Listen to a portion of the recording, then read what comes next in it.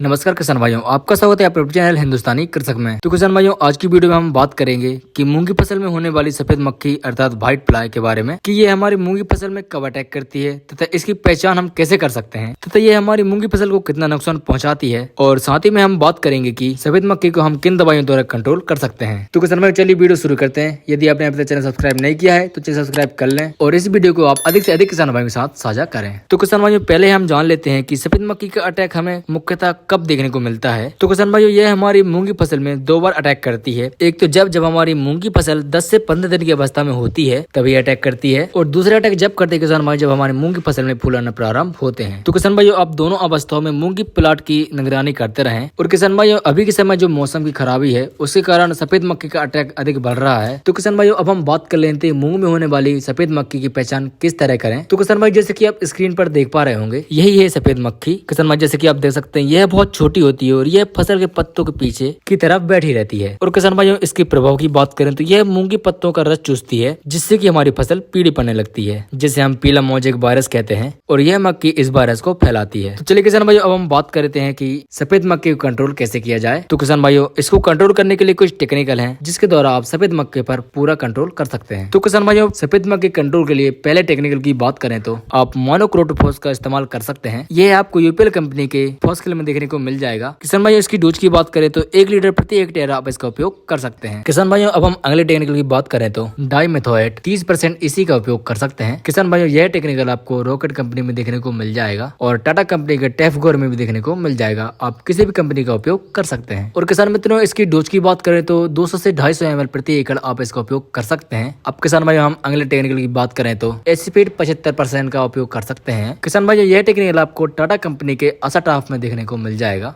और इसकी हम डोज की बात करें तो 225 से 250 ग्राम प्रति एकड़ आप इसका उपयोग कर सकते हैं। तो किसान भाइयों, इन तीनों टेक्निकल के सफेद मक्खी पर अच्छे नियंत्रण है और साथ ही में यह अन्य रस चूसक कीटों को भी कंट्रोल कर सकते हैं। तो किसान भाइयों, आप सफेद मक्खी के लिए इन तीनों टेक्निकलों में से किसी एक टेक्निकल का उपयोग कर सकते हैं। और किसान भाइयों, यदि फसल में सफेद मक्खी का अधिक अटैक है तो आप इन तीनों टेक्निकल की जगह मार्केट में कुछ क्रॉस टेक्निकलों का मिश्रण भी उपलब्ध है, आप उनका उपयोग कर सकते हैं। क्योंकि किसान भाई, उनके द्वारा सफेद मक्खी के कंट्रोल के साथ साथ अंडे तथा लार्वा पर भी कंट्रोल हो जाता है। तो किसान भाई, इस क्रॉस टेक्निकल में आपको लेना है प्राइफ्लॉक्सीफेन प्लस डाइफेनथ्यूरोन का उपयोग कर सकते हैं। तो किसान भाइयों, इस टेक्निकल का उपयोग आप जब भी करें जब आपकी फसल में अधिक सफेद मक्खी का अटैक देखने को मिले। यदि अटैक कम है तो आप हमारे द्वारा बताए गए उन्हीं 3 टेक्निकलों में से किसी एक का उपयोग करें, क्योंकि उनके रिजल्ट भी सफेद मक्खी पर बहुत अच्छे हैं। तो किसान भाइयों, इस प्रकार आप सफेद मक्खी पर अच्छे से कंट्रोल कर सकते हैं। और किसान भाइयों, अभी का जो तापमान है वह सफेद मक्खी के लिए अनुकूल है, जिससे उसका अटैक भी अधिक देखने को मिल रहा है। तो वो आप अपने प्लाट की निगरानी करते रहें और अटैक दिखने पर स्प्रे जरूर कर दें, क्योंकि यह पीला मोजेक वायरस को बढ़ावा देती है, जिससे कि हमारे उत्पादन पर काफी प्रभाव पड़ता है। तो किसान भाई, यही थी आज की जानकारी। यदि आपको वीडियो अच्छी लगी हो तो वीडियो को लाइक कर दीजिएगा एवं चैनल पर नए हो तो चैनल सब्सक्राइब कर दीजिएगा। और किसान भाइयों,